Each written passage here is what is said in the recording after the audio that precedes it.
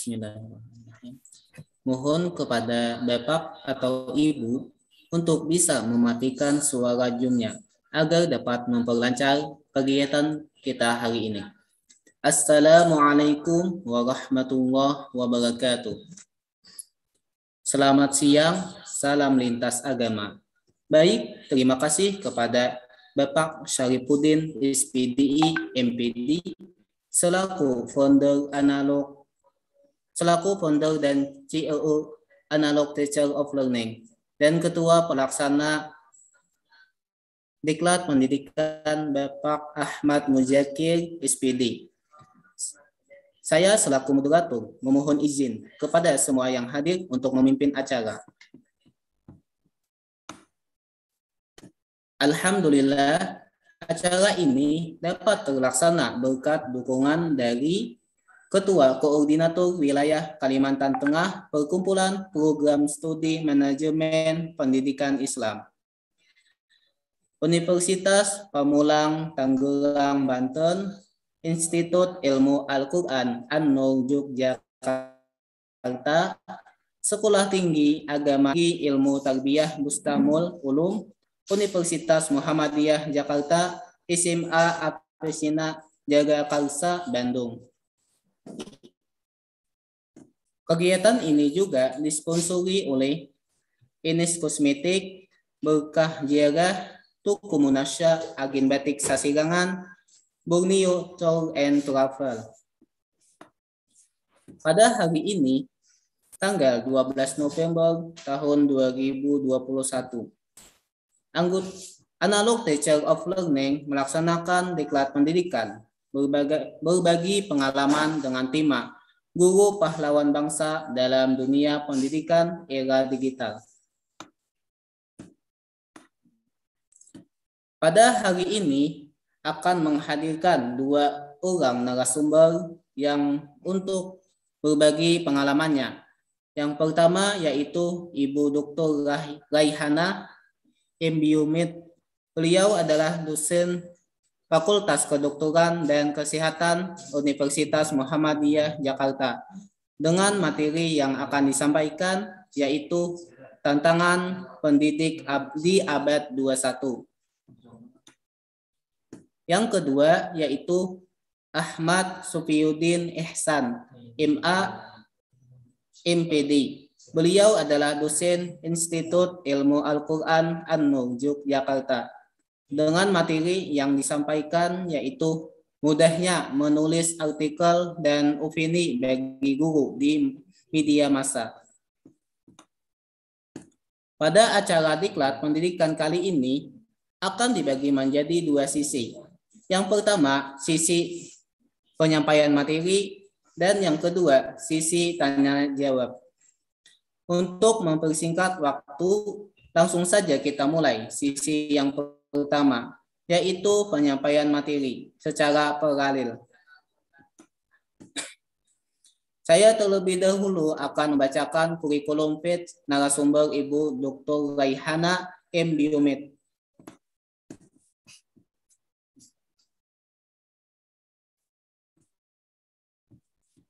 Nama Dr. Raihana M. Biomed, tempat tanggal lahir Jakarta 03 April 1976.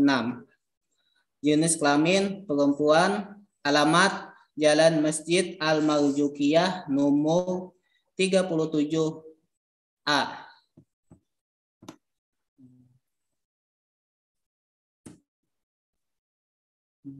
Untuk pendidikan pada tahun 1994 sampai 1999, pendidikan sarjana kedokteran Universitas Kristen Indonesia. Tahun 1999 sampai tahun 2002, pendidikan doktor Universitas Kristen Indonesia.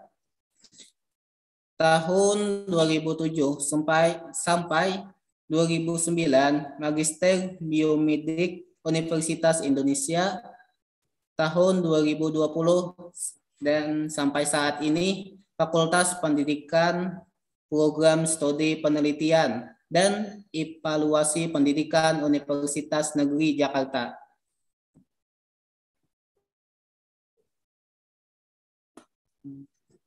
Pengalaman kerja pada tahun 2003 sampai 2004 bertempat di Klinik Insani Jakarta Timur. 2004 sampai sekarang sebagai dosen Fakultas Kedokteran dan Kesehatan Universitas Muhammadiyah Jakarta, program studi kedokteran. Demikian kurikulum PET Ibu Dr. Raihana M. Biomed. Kepada Ibu Dr. Raihana M. Biomed untuk menyampaikan materinya. Saya persilahkan. Terima kasih kepada Bapak Moderator. Salam kenal kepada para peserta dan tim Analog Teachers of Learning. Izinkan saya untuk mempresentasikan apa yang saya dapatkan. Kita sharing pendapat ya.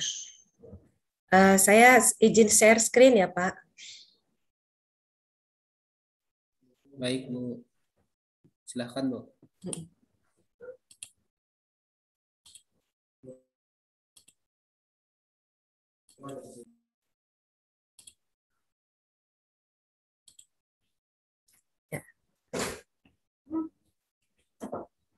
Ya, saya ingin mempresentasikan tentang tantangan pendidik di abad ke-21.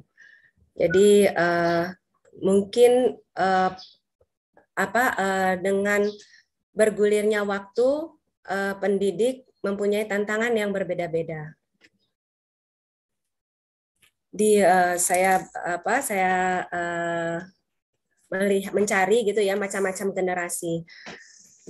Pada saat generasi yang awal itu kita mengetahui namanya silent generation atau tradisional. Generasi ini lahir pada masa depresi hebat pada saat itu. Masa itu kebanyakan orang yang merupakan bagian dari silent generation ini lahir pada tahun 1925 hingga 1945. Orang tua dari generasi ini kebanyakan berasal dari lost generation. Ya, kita sebut dengan lost generation, yaitu generasi yang ada pada saat Perang Dunia Pertama. Generasi ini merasa bahwa menyuarakan suara atau pendapat adalah hal yang sangat berbahaya bagi diri mereka sendiri. Kemudian kita mengenal adanya generasi baby boomers. Generasi ini lahir pada tahun 1946 hingga 1964. Generasi ini sering dikaitkan sebagai generasi dengan hak istimewa karena banyak yang tumbuh selama periode peningkatan kemakmuran, sebagian karena subsidi pemerintah pasca perang yang meluas dalam perumahan dan pendidikan. Kemudian berikutnya, di masa berikutnya kita kenal dengan Generation X, orang-orang yang lahir pada awal tahun 1960-an hingga awal tahun 1980-an. Ini disebut sebagai generasi kunci. Pada generasi ini terjadi berkurangnya pengawasan orang dewasa pada anak-anak dibandingkan dengan generasi sebelumnya dan juga meningkatnya tingkat perceraian dan peningkatan partisipasi wanita dalam angkatan kerja. Kemudian berikutnya ada namanya Generation Y atau Millennials. Generasi ini terdiri dari orang-orang yang lahir pada tahun 1981 hingga 1996. Generasi milenial kadang-kadang disebut sebagai eco boomers karena adanya lonjakan besar dalam tingkat kelahiran pada tahun 1980-an dan 1990-an, dan juga karena millennials seringkali merupakan anak-anak dari baby boomers ini. Karakteristik millennials berbeda-beda untuk setiap wilayah dan juga individunya, dan kelompok ini mengalami berbagai kondisi sosial dan ekonomi, tetapi mereka umumnya ditandai oleh kemahiran yang mereka miliki karena besar di zaman perkembangan informasi. Generasi ini juga identik dengan kepiawaian mereka dalam menggunakan teknologi digital, serta terlibat aktif dalam media sosial. Generasi ini juga identik dengan kepiawaian mereka dalam menggunakan teknologi digital. Ini saya ulang. Kemudian berikutnya, Generation Z, orang-orang yang lahir pada tahun 1996 hingga tahun 2010. Generasi ini biasanya merupakan anak dari generasi X dan juga generasi millennials. Anggota generasi Z biasanya telah menggunakan teknologi digital sejak usia muda dan merasa nyaman dengan internet dan media sosial, tetapi belum sepenuhnya terlibat dalam pengembangan teknologi yang membangun sistem canggih yang mereka gunakan. Generasi Alpha, anak-anak yang lahir pada tahun 2010 hingga 2025 mendatang. Biasanya generasi Alpha adalah anak-anak dari para milenial. Generasi ini tumbuh dengan dikelilingi oleh teknologi sebagai hiburan saat mereka berusia masih sangat dini. Kebanyakan dari orang tua mereka adalah pengguna teknologi dan media sosial. Hingga generasi ini akan mengenali masa kecil mereka dengan tren-tren yang terjadi belakangan ini. Tumbuh dalam generasi yang dipenuhi dengan berbagai jenis informasi yang merebak dengan luas. Generasi ini memiliki tantangan sendiri dalam memilah-milah mana yang benar dan salah. Walau begitu, generasi Z diharapkan dapat membimbing generasi baru untuk bijaksana dalam menggunakan teknologi di masa depan. Itu beberapa generasi ya. Kemudian saya mencoba untuk mencari perilaku milenial yang ada di Indonesia. Di antaranya perilaku milenial ini bukan hanya untuk generasi milenial, tetapi generasi milenial ke belakang gitu ya.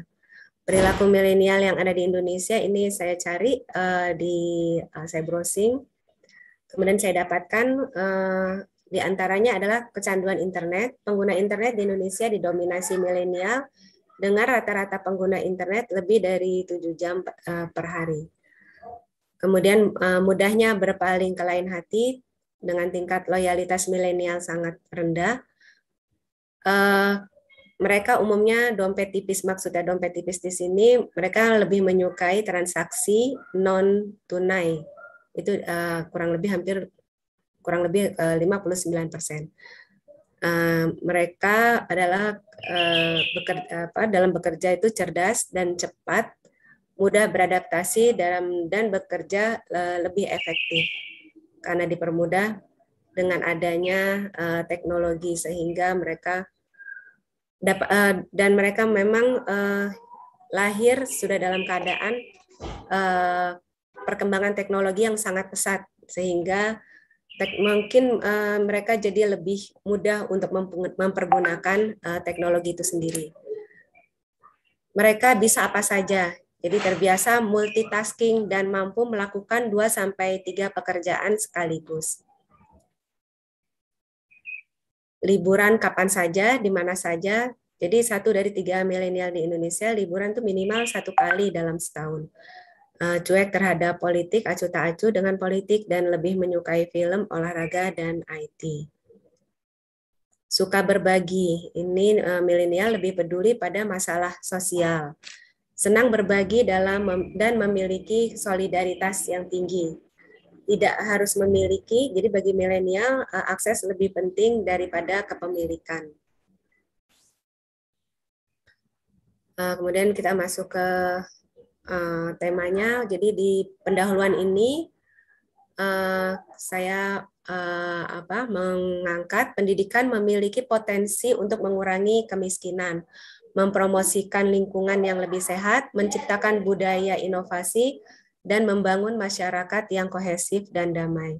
Untuk mencapai hasil tersebut, negara harus memiliki pendidikan berkualitas yang membekali siswa dengan pengetahuan dan keterampilan yang relevan dan memadai, yang memungkinkan mereka menghadapi tantangan dunia di sekitar mereka. Jadi pada dasarnya langkah-langkah harus diambil untuk memastikan bahwa tidak ada individu yang tidak mendapatkan kesempatan belajar. Pada bulan Mei 2015, perwakilan komunitas pendidikan global yang menghadiri Forum Pendidikan Dunia yang diadakan di Incheon, Republik Korea, menandatangani deklarasi agenda pendidikan 2030 dan membuat komitmen untuk memastikan pendidikan berkualitas yang inklusif dan merata, serta mempromosikan kesempatan belajar sepanjang hayat untuk semua. Negara-negara anggota PBB menyetujui tujuan pembangunan berkelanjutan atau yang kita kenal dengan SDG pada tahun 2015 yang mencakup serangkaian 17 tujuan untuk mengakhiri kemiskinan, memerangi ketidaksetaraan dan ketidakadilan dan mengatasi perubahan iklim. Kerangka aksi pendidikan 2030 ini adalah peta jalan untuk mencapai SDG 4. Mencakup seluruh sektor pendidikan termasuk pendidikan tinggi. Sustainable Development Goal 4 ya atau SDG 4 atau tujuan pembangunan berkelanjutan keempat ini bertujuan untuk memastikan pendidikan berkualitas yang inklusif dan adil dan mempromosikan kesempatan belajar seumur hidup untuk semua. Ini adalah 17 tadi ya tujuan pengembangan. Di sini tidak ada kemiskinan ya. Kemudian tidak ada kelaparan ya, yang diharapkan seperti itu. Kemudian kesehatan dan kesejahteraan yang baik. Kemudian yang keempat, pendidikan yang berkualitas. Kemudian yang kelima ada kesetaraan gender ya. Kesetaraan gender. Yang keenam, air bersih dan sanitasi yang bersih. Kemudian yang ketujuh, energi terjangkau dan lancar, dan energi yang lancar, tidak mati hidup. Jadi energinya bisa terjangkau dan berjalan dengan baik. Kemudian pekerjaan yang layak ya, dan pertumbuhan ekonomi yang meningkat. Kemudian adanya inovasi dan infrastruktur dari industri. Kemudian mengurangi ketimpangan. Kemudian kota dan masyarakat yang berkelanjutan. Kemudian konsumsi dan produksi yang bertanggung jawab. Yang ke-13, aksi dari iklim ya, aksi terhadap iklim itu kita perlu perhatikan juga. Kemudian kehidupan di bawah air ya, kita perlu perhatikan. Kemudian kehidupan di tanah, ya. Jangan sampai ini juga berhubungan dengan aksi dari terhadap iklim. Kemudian perdamaian, ya, keadilan dan lembaga yang kuat. Tanpa perdamaian dan keadilan, sulit rasanya untuk mengembangkan suatu negara. Kemudian kemitraan untuk mencapai tujuan. Kemitraan ini kita bisa bermitra dengan semua kalangan ya, dengan masyarakat, industri dan lain-lain. Kemudian untuk di Indonesia kita mengenal dengan Merdeka Belajar.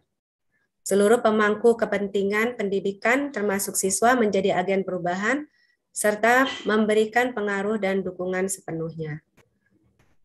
Untuk mendapatkan pendidikan yang berkualitas bagi seluruh rakyat Indonesia, perlu ditunjang dari keluarga. Keluarga ini sangat besar dukungannya ya terhadap pendidikan, terutama untuk anak-anak yang masih kecil-kecil. untuk TK ya, SD, SMP itu sangat butuh dukungan dari keluarga. Kemudian masyarakat juga sangat penting, dan di sini masyarakat itu bukan hanya di lingkungan rumah atau lingkungan sekolah, juga organisasi penggerak, kemudian perusahaan, teknologi, edukasi, dan lain-lain. Yang tidak kalah pentingnya adalah guru sebagai pendidik, kemudian institusi pendidikan ya, yang sebagai sarana pendidikan bagi siswa, ya, kemudian dunia usaha atau industri yang dapat menunjang pendidikan berkualitas.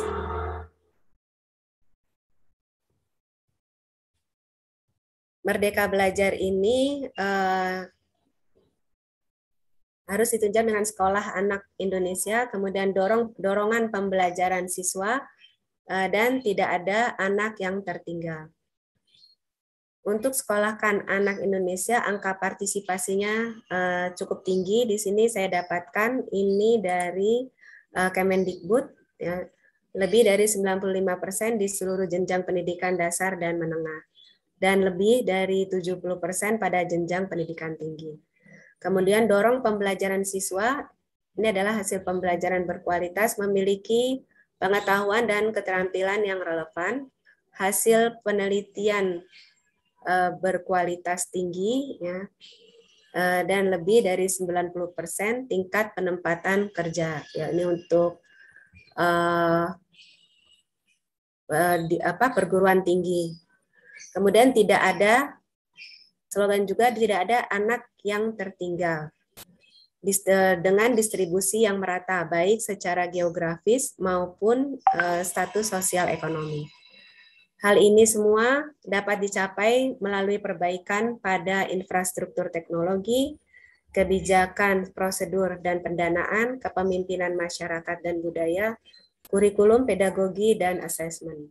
Dari infrastruktur dan teknologi, platform pendidikan nasional berbasis teknologi, infrastruktur sekolah atau kelas masa depan, kemudian dari kebijakan, prosedur, dan pendanaan, kontribusi eksternal, pemerintah dan swasta, mekanisme dari akreditasi, pembelanjaan anggaran pendidikan yang efektif dan akuntabel, kemudian otonomi satuan pendidikan. Kemudian kepemimpinan masyarakat dan budaya, kompetensi guru, kepala sekolah, dan pemerintah daerah. Ya, jadi harus berkompeten ya di bidangnya. Kemudian adanya kolaborasi dan pembinaan lokal dan global antara guru, satuan pendidikan, dan industri. Dan adanya kurikulum dan asesmen nasional.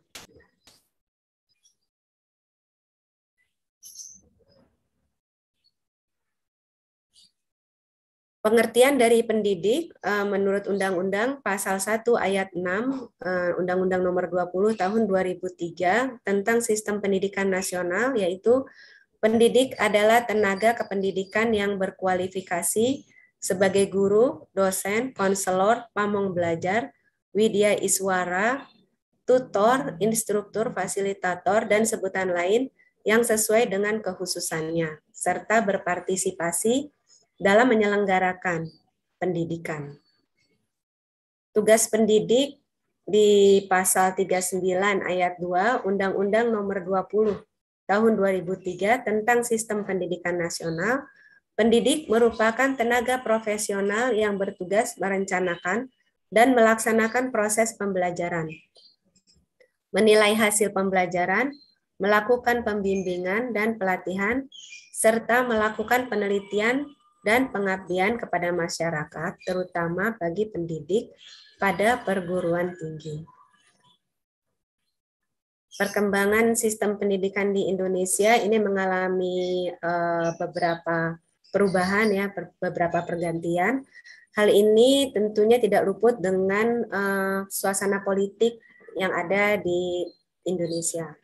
Pada tahun 1947 diterapkan, kemudian pada tahun 1950 di sini penerapan nilai-nilai melalui kurikulum, yaitu kesadaran berwarga negara, ya, bermasyarakat, dan pembentukan watak sejalan dengan ideologi bangsa. Kemudian kurikulum rencana pelajaran terurai pada tahun 1952.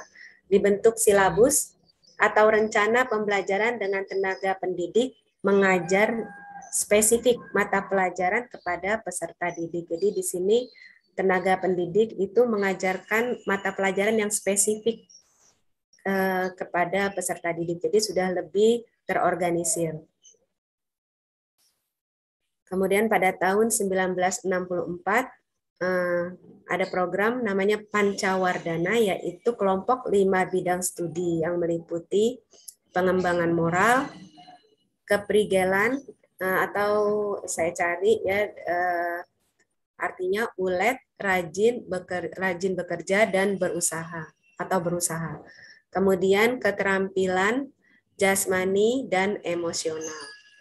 Kurikulum 1968 difokuskan pada pembentukan bangsa Indonesia yang berjiwa Pancasila sejati, yang mana jiwa Pancasila yang dimaksud adalah masyarakat yang sehat, kuat, cerdas, bermoral, dan keyakinan akan agama yang dianut.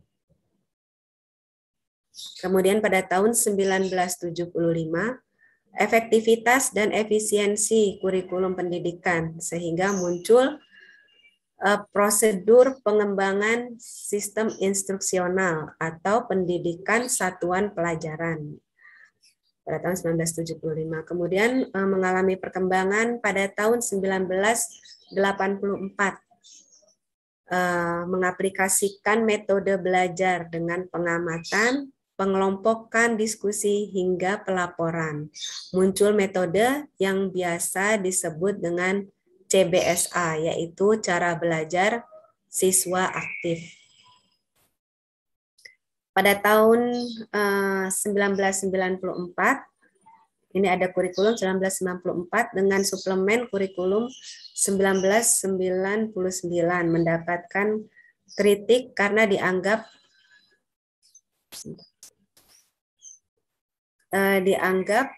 beban belajar peserta didik yang terlampau berat. Munculnya mata pelajaran baru seperti muatan nasional dan muatan lokal yang meliputi bahasa daerah, keterampilan, dan kesenian.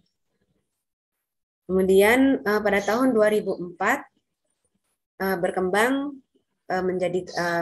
kembali pengajaran dengan kurikulum berbasis kompetensi, berciri pencapaian kompetensi bagi peserta didik sebagai individu maupun kelompok dan berorientasi pada hasil pembelajaran. Pada tahun 2006 terkenal dengan KTSP, kurikulum tingkat satuan pendidikan. Adanya standar kompetensi dasar yang ditetapkan oleh pemerintah. Pada kurikulum ini, tenaga pendidik dituntut dapat mengembangkan rencana pembelajaran secara mandiri dengan penyesuaian pada kondisi daerah sekolah tersebut berada. Pada tahun 2013, untuk menggantikan kurikulum tingkat satuan pendidikan KTSP yang terbaru dan saat ini sedang diaplikasikan dalam pendidikan di Indonesia adalah kurikulum 2013. Kurikulum 2013 ini memiliki aspek yang menjadi pokok penilaian meliputi aspek sikap dan perilaku, kemudian aspek pengetahuan, dan aspek keterampilan. Di periode kurikulum ini terdapat beberapa mata pelajaran yang dirampingkan, tetapi ada juga yang dikembangkan. Materi pelajaran tersebut meliputi ilmu pendidikan sosial, bahasa Indonesia, pendidikan Pancasila, dan kewarganegaraan. Sedangkan mata pelajaran yang mendapatkan pengembangan adalah matematika. Jadi ada yang dirampingkan dan ada yang dikembangkan. Kemudian perkembangan pendidikan di dunia sejak pertengahan abad ke-20, dunia mengalami percepatan perubahan ekonomi dan teknologi. Efeknya di tempat kerja dan tuntutan pada sistem pendidikan yang mempersiapkan siswa bekerja.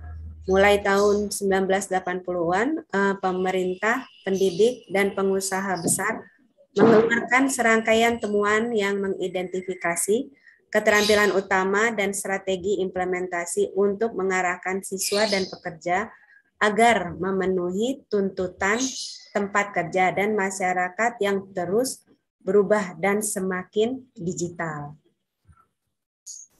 Jadi jadi sejak abad pertengahan ke-20 tuntutan pekerjaan kita itu tuntutan pendidikan itu disesuaikan dengan perubahan zaman. Jadi kita tuh harus mengikuti perkembangan dari digital.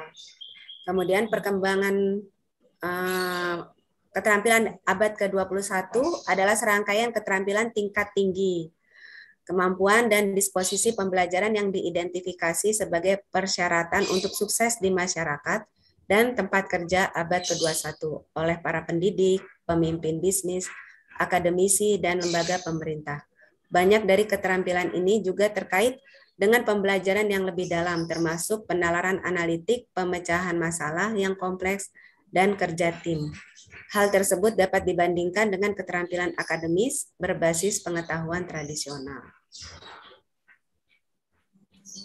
Mengapa pendidik harus mengikuti perkembangan? Mungkin ini menjadi suatu pertanyaan besar.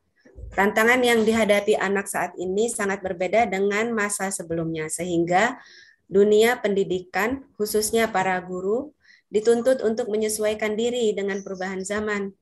Siswa yang tengah tumbuh berkembang berada pada masa revolusi industri tahap 4, yang ditandai dengan kemajuan teknologi digital yang sangat pesat. Guru saat ini menghadapi generasi digital yang ditandai dengan adanya fenomena baru. Perubahan peradaban termasuk di bidang teknologi mesti disikapi dengan tepat oleh para guru. Oleh sebab itu, strategi pembelajaran di dunia pendidikan juga harus disesuaikan. Sekolah harus memberikan kesempatan belajar tidak hanya bagi siswa, tetapi juga bagi pendidik yang mengajar. Pengembangan profesional sangat penting untuk membantu pendidik memanfaatkan kesempatan transformasi pendidikan dan meningkatkan pembelajaran siswa. Pengembangan profesional harus dilihat sebagai bagian yang berkelanjutan dan terintegrasi dari karir instruksional guru. Pengembangan profesional yang efektif membutuhkan pertama perencanaan yang cermat, pekerjaan yang tetap, dan kegiatan langsung yang terkait dengan kurikulum. Dilakukan tindak lanjut dan evaluasi. Kemudian menggunakan beberapa teknik penilaian, waktu yang memadai, pendanaan yang berkelanjutan, dan kemauan pendidik untuk mengambil peran baru dan diperluas. Sehingga pengembangan profesional yang berhasil dilaksanakan bergantung pada investasi waktu dan sumber daya yang signifikan dari para pemimpin pendidikan dan pendidik. Pengajaran berfokus pada siswa. Student Center mengakui bahwa siswa adalah pusat dari setiap pengalaman belajar dan membingkai konten dan pedagogi yang sesuai. Pengajaran difasilitasi memberikan dukungan individu untuk pembelajaran siswa. Pengajaran bersifat kolaboratif, kolaborasi, diskusi, dan pengembangan teman sebaya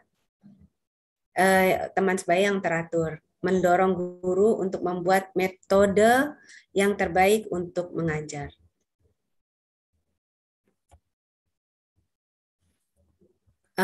Mengajar secara adil, ini harus memberikan pengalaman belajar yang efektif dan hasil belajar untuk siswa, untuk semua siswa, terlepas dari titik di mana mereka memasuki pengalaman belajar.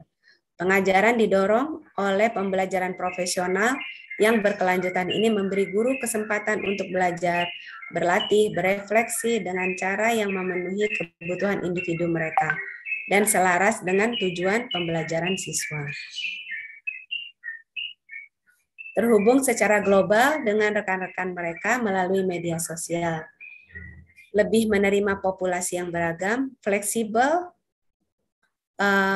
secara bawaan, dan mengharapkan fleksibilitas dari institusi yang terkait dengannya, menuntut kontak instan dengan orang-orang dan informasi, mengkonsumsi sebagian besar media di perangkat seluler, dan sebagai pengguna media interaktif. Ini adalah ciri-ciri dari pelajar abad ke-21.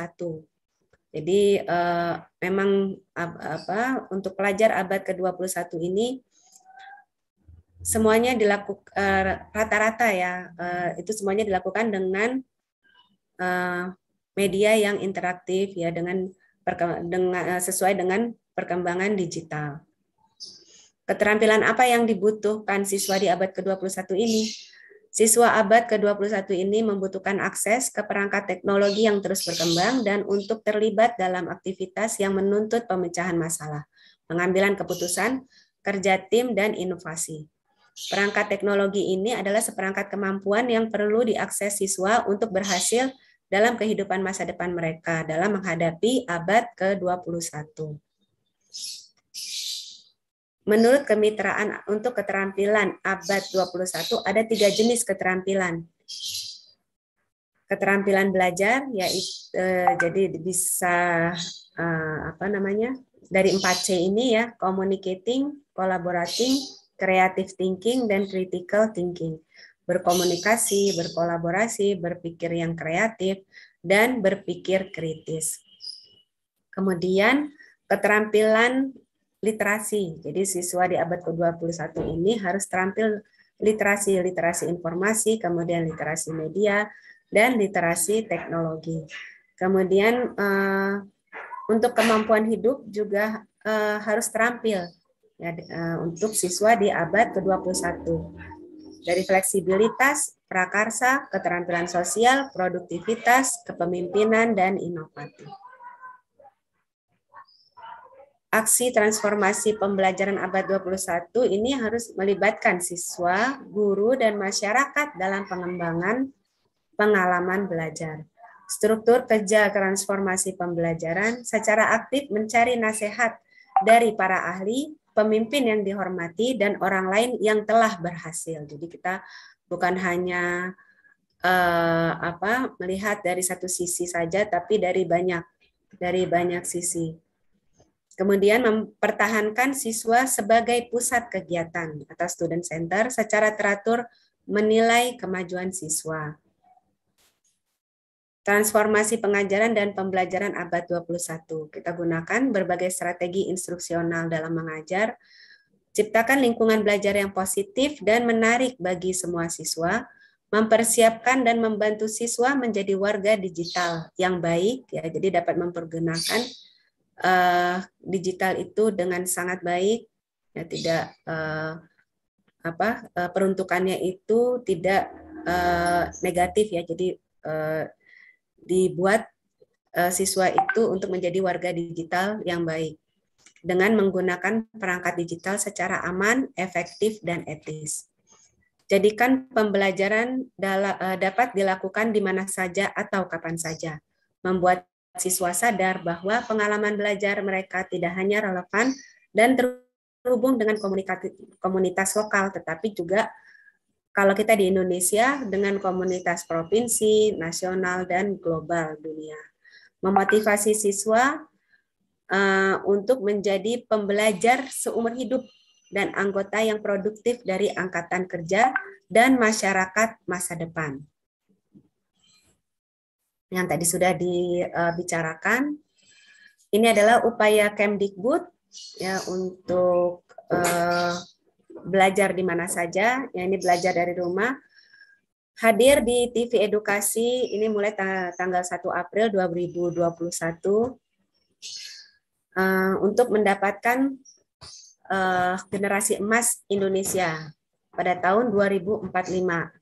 Nah, jadi Indonesia Emas 2045 ini adalah sebuah impian besar tentang Indonesia yang unggul, maju bersaing dengan bangsa-bangsa lain, dan telah cukup dewasa untuk mengatasi isu-isu persoalan klasik bangsa seperti korupsi, isu disintegrasi, dan kemiskinan. Untuk mewujudkan impian tersebut, kunci utamanya bukan kekuatan ekonomi, politik, atau militer, melainkan manusianya. Dari manusianya harus dikuatkan. Kutipan oleh Anies Baswedan, pola pikir yang menganggap bahwa potensi utama sebuah bangsa adalah lautnya, tanahnya, tambangnya, adalah pola pikir para penjajah. Dengan demikian, maka kualitas sumber daya manusia menjadi dasar dari impian menjadi Indonesia Emas tahun 2045 mendatang. Pendidikan karakter penting bagi pendidikan di Indonesia. Pendidikan karakter akan menjadi dasar dalam pembentukan karakter bangsa yang tidak mengabaikan nilai sosial seperti toleransi, kebersamaan, gotong royong, saling menghormati, dan sebagainya. Pendidikan karakter akan melahirkan pribadi unggul yang tidak hanya memiliki kemampuan kognitif saja, tetapi memiliki karakter yang mampu mewujudkan kesuksesan. Kedepannya, pendidikan karakter diharapkan mampu menghasilkan lulusan yang bertakwa kepada Tuhan Yang Maha Esa, serta memiliki kemampuan yang bisa bermanfaat untuk masyarakat dan negara. Saya rasa itu yang bisa saya sampaikan, lebih dan kurangnya saya mohon maaf. Terima kasih kepada moderator, saya kembalikan. Terima kasih kepada Ibu Dr. Raihana M. Junid yang telah menyampaikan materi yang sangat luar biasa. Selanjutnya kita akan memasuki pemateri yang kedua. MA MPD. Sebelumnya saya akan membacakan kurikulum beliau. Nama lengkap Ahmad Supiyuddin Ehsan, tempat tanggal lahir Bojonegoro 15 Oktober 1986. Alamat Pager Gunung 1 RT 001 Desa Sitimulyo, Kecamatan Piungan, Kabupaten Bantul, Daerah Istimewa Yogyakarta. Pendidikan formal ME Al-Uluhiyah dengan Kaldetidu.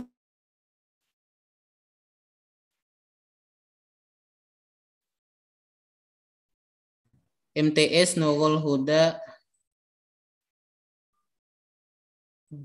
Kaldetidu, lulus tahun 2002.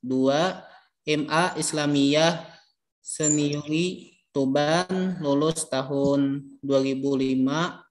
Strata 1 STAI Yogyakarta, lulus pada tahun 2010. Strata 2 di Universitas Gadjah Mada Yogyakarta tahun 2014. Strata 2 lagi Universitas Islam Negeri Sunan Kalijaga Yogyakarta pada tahun 2019.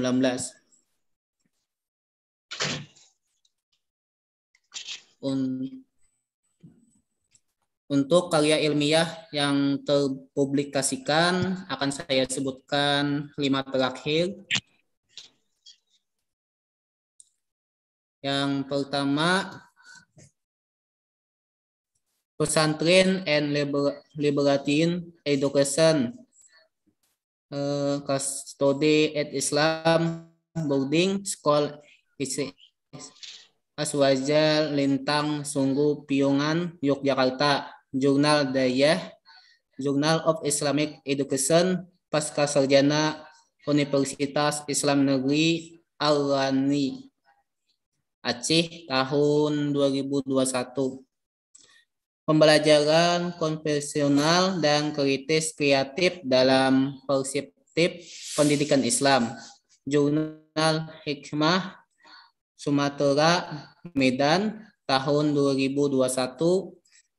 Selanjutnya, gaya belajar siswa kelas 3A dalam pembelajaran tematik di Madrasah Ibtidaiyah Negeri 3 Bantul, Yogyakarta. Primer, Jurnal Keilmuan dan Kependidikan Dasar Universitas Islam Negeri Banten pada tahun 2021. Terakhir, Sekolah Ramah Anak terhadap Pengembangan Sosio-Emosional Anak di SD Negeri Ngupasan, Yogyakarta. Upah 7 Media Pendidikan dan Sosial Kemasyarakatan Universitas Asyariah Madar tahun 2021.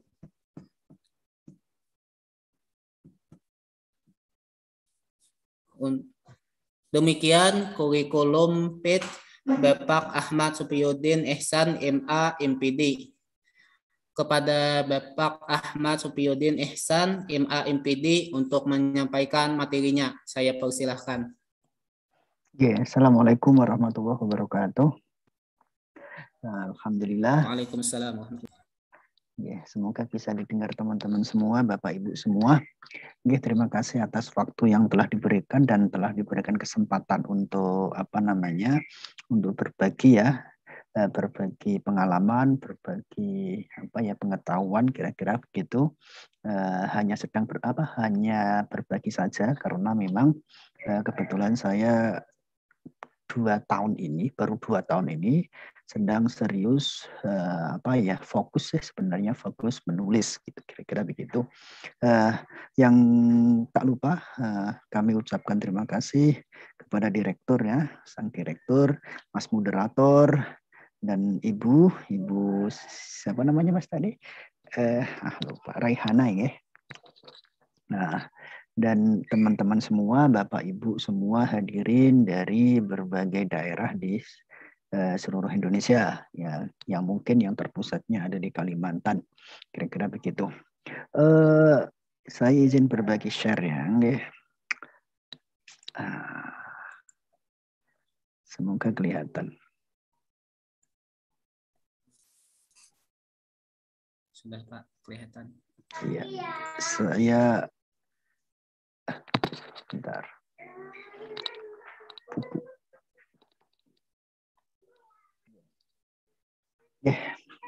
Ini saya akan fokus pada, ini fokusnya sebenarnya guru-guru ya. Saya akan fokus kepada guru-guru yang ada di room meet ini Zoom ini. Fokus saya akan mencoba mengambil tema mudahnya menulis artikel di media massa. Ini aktivitas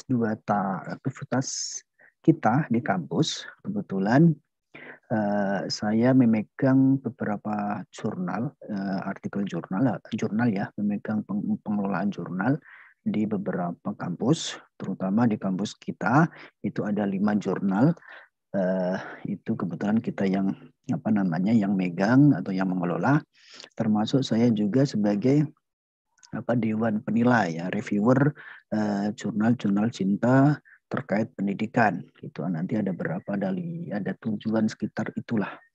Nanti bisa dicek di beberapa jurnal-jurnal yang terkait pendidikan, khususnya pendidikan dasar Islam atau madrasah ibtidaiyah. Nih, sekilas. Saya akan ini penting, saya katakan penting. Ada Stephen King itu bilang seperti ini, if you don't have time to read, you don't have time to write. As simple as that. Jadi jika kita tidak punya waktu untuk membaca, pasti kita juga tidak punya waktu untuk menulis. Simple itu. Jadi kesimpulannya apa? Bagaimana kita bisa membaca, bagaimana kita bisa menulis kalau tidak membaca.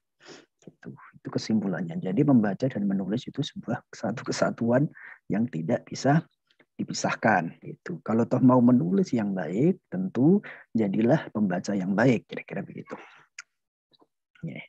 Ini yang terkenal sekali ya, Pramudia Anantatur itu pernah bilang di dalam beberapa bukunya gitu, saya mengutip beliau di buku beliau, orang boleh pandai setinggi langit, guru boleh luar biasa peringkatnya atau luar biasa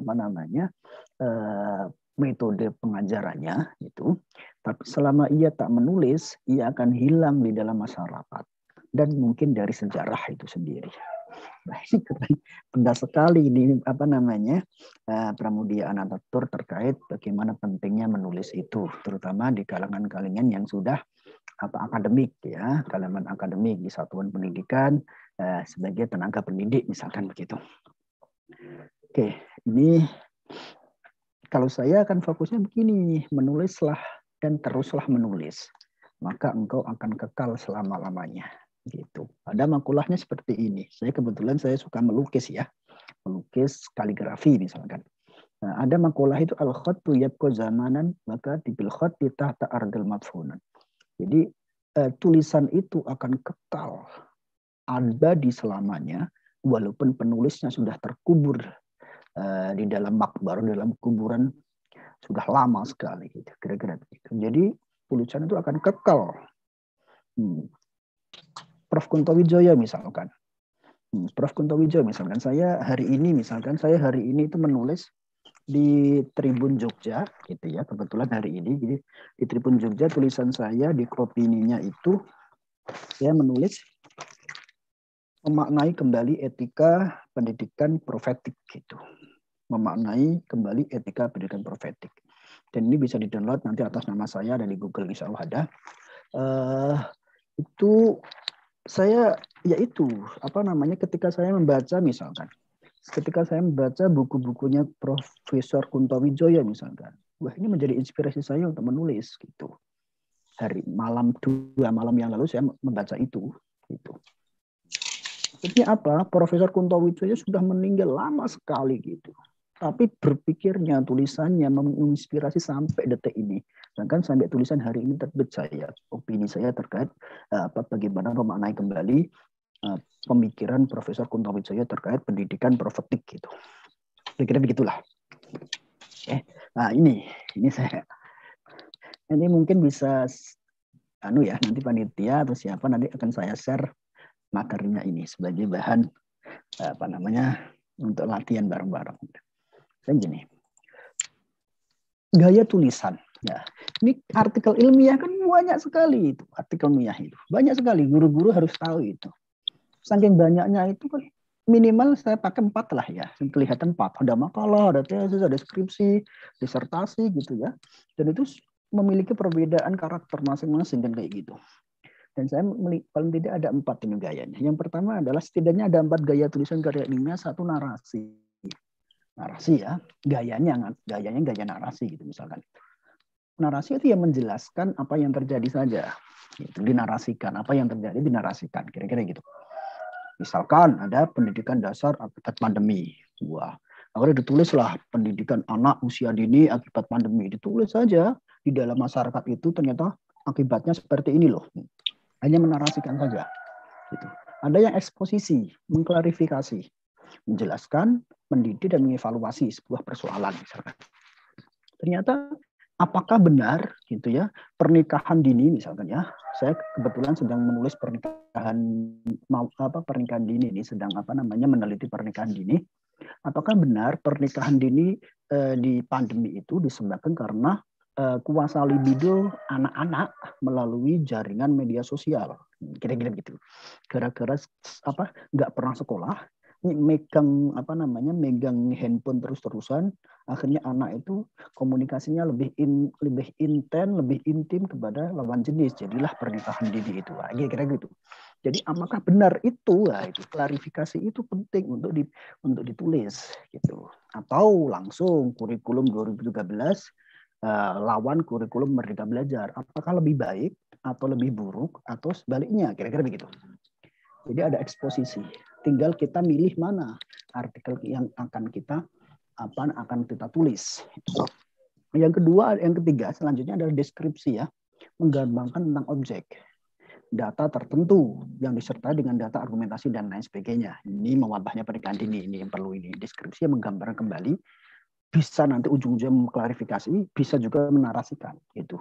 Sebenarnya ini gaya tulisan ini tidak harus persis, tidak. Boleh dikomposisikan, boleh. Dimixkan juga boleh sebenarnya. Yang selanjutnya adalah argumentasi ya. Argumentasi itu yang mengungkapkan sebuah pemikiran yang kita yakini. Misalkan saya yakinlah bahwa Merdeka Belajar itu sebuah solusi penting gitu. Solusi pendidikan yang sangat ideal di era disrupsi saat ini, misalkan begitu. Nah, ini kan perlu diuji kan, gitu. Jadi, tapi argumentasi saya mengatakan bahwa Merdeka Belajar itu adalah penting, gitu, dengan ditambah dengan nanti data-data dan lain sebagainya. Nah, ini gaya tulisan, Oke, sekarang Saya fokus 3 dulu. Tapi nanti jenis opini atau esai lah ya. Menulis artikel ilmiah. Nah, setidaknya ada 3 yang hari ini kita sedikit banyak kita bahas gitu ya. Ada esai, ada opini, dan ada artikel jurnal. Kayaknya artikel jurnal kayaknya agak berat ketika mungkin setengah jam ini untuk membahas itu. Saya fokusnya esai dan opini saja. Nanti sedikit baik bolehlah membahas atau mengaitkan dengan artikel jurnal ilmiah gitu. Oke. Artikel itu apa? Esai dan opini itu sedikitnya berbeda, sedikitnya mungkin sama ya. Jadi karangan faktual tentang suatu masalah secara lengkap dan bisa dimuat di media massa. Itu esai itu gayanya sebenarnya cenderung informal esai itu. Jadi enak, nggak terlalu formal banget lah. Nggak terlalu hanya subjek, predikat, objek, keterangan dan lain sebagainya, nggak sampai sedetail itu esai itu. Kalau opini, nah ini opini saya ketika saya menulis di Tribun atau di koran atau di buku misalkan, atau di artikel jurnal ilmiah misalkan, gitu. Saya berhubung saya sukanya menulis artikel jurnal hanya beberapa lah, mungkin hanya 5 sampai 10 lah. Saat itu saya menulisnya di artikel media massa, website nasional seperti itu. Saya menulis, tapi lebih fokusnya artikel jurnal. Gitu. Ada beberapa puluh jurnal yang selama 2-3 tahun ini saya tulis. Gitu. Gaya tulisan opini itu lebih formal. Formal itu jelas gitu ya, lebih formal ya, ada subjek, predikatnya jelas gitu ya. Apalagi pesannya jelas, pesan itu dan lain sebagainya gitu ya. Lugas, tidak bertele-tele gitu, dan bergayanya ilmiah gitu. Dengan gaya ilmiah ya kadang ada kata-kata intelektual yang mungkin agak sedikit susah dipahami masyarakat awam, kira-kira begitu. Oke. Nah, ini prinsip dalam menulis artikel ilmiah. Saya ambil dari prinsipnya Wartburg dan Patricia L. Fry. Jadi ini benar. Saya katakan benar ini ya. Saya sering pakai prinsip ini ya. Yang pertama, kita jika mau menulis artikel apapun ya, apalagi di media massa, termasuk di Facebook sebenarnya ya. Termasuk di Facebook boleh itu. Kalau bisa Facebook kita manfaatkanlah dengan artikel-artikel atau tulisan-tulisan yang lebih panjang. Saya kenapa nulis ya? Kenapa suka nulis? Karena dari media sosial saya suka nulis itu. Misalkan saya posting gitu ya, tulisan agak panjang gitu. Ternyata direspon banyak orang. Atau mungkin di-share banyak orang, dibagikan banyak orang. Dari situ tulisan itu tak panjangin lagi, tak jadikan artikel, kira-kira begitu. Dan akhirnya apa? Banyak yang mensitasi gitu, banyak menjadikan sumber inspirasi tulisan. Ya, jadi berawal dari postingan lah. Jangan-jangan postingan kita itu ya hanya postingan kita itu hanya selfie, langsung makan tertentu, di selfie lagi, makan tertentu, jangan gitu. Eman-eman, boleh selfie atau apapun, selfie atau ada momen-momen menarik, boleh kita berbagi kebahagiaan, kira-kira begitu, didokumentasi, dan asalkan dokumentasi itu dikasihlah narasi-narasi yang agak panjang. Sekalian kita latihan nulis, kira-kira begitu. Saya awalnya dari situ. Yang kedua adalah tulislah yang sudah dan ingin kamu ketahui. Nah, ini paling penting ini ya. Kalau kita orangnya suka politik misalkan, ketika ngomong kedokteran kan nggak nyambung, kira-kira begitu, nggak nyambung. Politik itu nggak nyambung. Ketika kita orang pendidikan misalkan, seneng banget anak-anak, cara mendidik anak-anak misalkan. Tapi ujung-ujung kita mau nulis terkait hukum, gitu, hukum internasional misalkan. Wah, ini ada berita tentang Vanessa Angel misalnya. Vanessa Angel misalkan. Kita mau nulis itu, ya nggak bisa, susah kita ini, gitu, susah. Sekali lagi susah, karena tidak sesuatu itu yang kita tulis, gitu ya, itu tidak sesuai dengan bidang kita sehari-hari, kecuali sampean serius sekali atau kita serius sekali memahami konteks itu. Nah, ini. Yang kedua adalah keep your hand moving. Jadi ya sering-sering lah nyoret-nyoret. Nah, bawa apa kalau dulu kalau saya itu dulu bawa itu ya. Bawa bawa catatan gitu. Kemana-mana bawa catatan, bawa HP dicatat, kira-kira begitu. Jadi ini nanti bisa ya, bisa dibaca sendiri kayaknya bisa ya. Nanti saya kirim saja. Oke, nah ini langsung kita teknis saja. Nah, anatomi tulisan artikel ilmiah. Mungkin dari ibu guru atau bapak guru di sini yang sedang hadir di sini atau mungkin calon guru ya, atau calon peneliti atau calon penulis kira-kira begitu. Setidaknya ada berapa ya? 5 ini ya. Ada 5 yang harus ada di dalam artikel ilmiah. Yang pertama adalah judul. Gitu. Nanti judulnya seperti apa kita diskusikan ya. Nama penulis, ya, itu wajib ada. Nah, kalau di media massa bolehlah nama penulisnya itu kadang pakai nama pena boleh. Tapi kalau media artikel jurnal, kalau media formal itu nggak boleh. Harus nama sesuai KTP misalkan. Pendahuluan ada isi tulisan atau body ya, dan penutup. Nah ini hanya itu saja. Nggak boleh hanya pendahuluan tanpa ada penutup. Nggak boleh. Pendahuluan kelihatan itu isinya nggak ada, kira-kira gitu. Habis itu langsung ditutup. Wah, maka dari itu penelitian ini penting gitu. Wah, nggak bisa kayak gitu. Jadi harus ada isi tulisan. Isi tulisan nanti kita diskusikan sedikit ya. Waktunya kayak setengah jam. Kita diberi waktu setengah jam oleh moderator ya, panitia. Isi anatomi artikel ilmiah. Nah, ini judul. Saya berkali-kali gini, judul itu penting sekali. Judul itu penting sekali. Kenapa penting? Gitu. Karena judul itulah ini menarik dan tidak. Saya itu kebetulan itu menulis Merdeka Belajar misalnya. Saya menulis Merdeka Belajar hampir 4 tulisan. 4 artikel yang panjang-panjang, itulah artikel jurnal gitu ya. Gitu. Padahal ya sama-sama Merdeka Belajar gitu. Yang pertama saya tulis Merdeka Belajar tadi yang sempat dibacakan oleh moderator itu, Mas moderator itu, Merdeka Belajar di pesantren.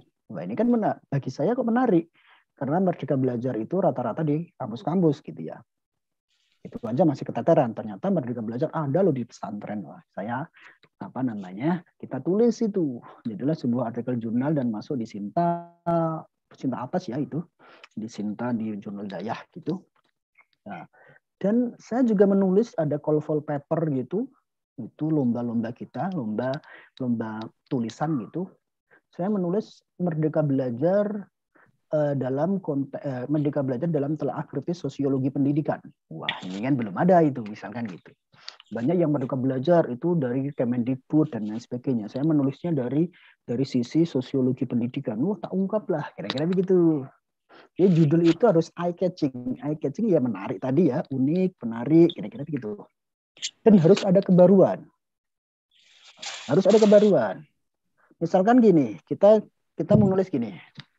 Guru ya misalkan pentingnya pendidikan karakter di sekolah gitu. Itu kan sudah banyak sekali yang kita tulis gitu ya. Sudah banyak sekali orang lain menulis itu mungkin ribuan itu, ratusan bahkan ribuan yang juga seperti itu. Bagaimana biar baru gitu. Ya, ditulislah pendidikan karakter berbasis TikTok misalkan ya. Pendidikan karakter berbasis TikTok itu di ruang pendidikan dasar misalkan. Wah, itu kan agak sedikit baru. Sekarang kan TikTok kan nggak semuanya negatif. Banyak ternyata TikTok itu beralih ke pendidikan yang positif kira-kira gitu. Wah, ini menarik ini ditulis ya gitulah. Ternyata ada orang yang menggunakan TikTok dengan segi positif ternyata bisa menjadi karakter sendiri anak untuk mendalami ilmu pengetahuan di dalamnya kira-kira begitu. Nah, jadi ada kebaruan. Nah, ada kebaruan, novelty kalau udah bahasa jurnal itu novelty. Yang selanjutnya adalah tidak panjang. Jangan panjang-panjang. Misalkan ya saya nulis, mestinya itu saya nulis hari ini itu ya, di apa namanya di koran ini, mestinya kan saya nulis gini, memaknai kembali etika pendidikan profetik di era digital. Gitu. Ternyata apa? Ternyata pihak redaktornya koran ini ternyata di era digital ini terlalu kepanjangan. Akhirnya dipotong lah, di era digital dipotong. Nah, kira-kira gitu. Jadi jangan terlalu panjang, minimal 4 lah, 5 frasa, 5 kata lah, gitu ya. Oke, relevan dengan isi artikel jelas, gitu ya. Jadi tulisan itu judul itu menyimpulkan isi tulisan. Jadi kesimpulannya ada di judul itu. Tuh. Yang kedua adalah pendahuluan ini ya. Pendahuluan pertama adalah lead. Lead itu tulisan buka. Banyak sekali kita itu nulis itu tanpa dibuka. Langsung isi. Itu banyak sekali. Saya lihat. Saya beberapa kali mereview artikel kayak gitu. Akhirnya saya reject gitu. Saya tolak itu. Karena apa? Ini pendahuluannya kok seperti ini. Tuh. Pendahuluannya ada yang pendahuluan itu hanya kumpulan konsep. Kumpulan adalah gitu ya. Kumpulan pengertian. Pendidikan adalah bla bla bla bla bla bla. Langsung pendidikan karakter adalah bla bla bla bla bla bla. Wah, ini nggak bisa. Pendahuluan itu paling tidak tadi itu harus menjawab 5W 1H dalam satu kalimat. Ini media massa loh ya, dalam satu kalimat. Oke, dalam satu kalimat, satu paragraf itu harus memunculkan itu. Boleh nanti di paragraf kedua boleh ditonjolkan lagi sebagai informasi penting lagi terkait 5W 1H tadi. Di dalam pendahuluan juga di media massa itu ada realitas sosial. Gitu. Misalnya kita mau menulis menulis stres anak di masa pandemi misalkan. Gitu. Langsung aja. Jangan stres adalah nggak bisa seperti itu, nggak bisa, nggak menarik, jelas nggak menarik di media massa itu. Semuanya langsung realitas sosial aja, langsung diberitakan aja. Ini loh dari dunia di Indonesia stres anak gitu ya, itu sudah terlalu berat di ruang pendidikan, di dalam pendidikan. Dibuktikanlah data-data di situ, bla bla bla bla bla bla bla. Wah itu kan menarik, wah orang membaca itu, waduh iya ya, gitu kira-kira gitu. Dan jangan lupa diperkuat dengan hasil pendapat orang lain. Benar ini, di dalam artikel ini juga penting ini. Ternyata stres anak itu bisa menimbulkan bahaya yang luar biasa dalam dunia pendidikan. Kira-kira gitu. Nah, pendahuluan itu harus berupa itu. Ditutup dengan ini lo penting. Gitu. Di pendahuluan itu. Untuk diungkaplah tulisan ini. Nah, oke, isi tulisan, body. Ini ya, intinya ya ini. Gitu ya. Intinya ini. Mungkin dari 100% gitu ya, mungkin dari 100% pendahuluan itu sekitar berapa ya, 30 lah ya, pendahuluan 30, penutup itu mungkin 15 itu, body itu sampai 55 tulisan itu, 55% tulisan dari isi keseluruhan artikel itu. Nah ini body. Nah, body. Kayaknya ini bisa dibaca lah. Itu bisa dibaca. Oke. Bisa dibaca ya. Yang pertama adalah body merupakan inti tulisan sehingga kita mesti menjaganya dengan baik supaya pembaca tidak bosan. Gitu. Yang kedua adalah kalau bisa di dalam isi tulisan itu ada human interest sebagai contoh kasus gitu. Ada human interest itu kepentingan itulah nanti bisa dicek sendiri kepentingan manusia dan macam-macam itu. Yang ketiga menyisipkan kutipan. Nah, kutipan ini harus jelas. Kutipan itu jangan menurut Kunto Wijoyo bla bla bla bla sampai panjang, jangan, nggak boleh. Langsung aja menurut Wijoyo ini penting pendidikan kayak gini. Mungkin hanya 1 kalimat, 2 kalimat. Habis itu harus pakai narasi dari kita atau pemikiran dari kita. Selanjutnya adalah mempertentangkan data dari 2 orang. Ini penting ya. Ini penutup langsung. Penutup tidak boleh panjang. Mungkin hanya 1 atau 2 kalimat. Itu 2 alinea ya. Penutup merupakan kesimpulan dan saran. Gitu. Yang kedua, penutup bukan hasil resume. Nah, ini paling parah kan di sini. Terutama saya sebagai review artikel jurnal misalkan, atau mungkin opini lah. Banyak sekali penutup itu ya mereview hasil yang ada dibahas di atas itu direview kembali. Enggak. Penutup itu yang baik adalah hasil refleksi, pesan apa yang disampaikan sebenarnya. Gitu, kira-kira begitu. Oke, lanjut. Ini yang penting nanti step-step dalam menulis artikel.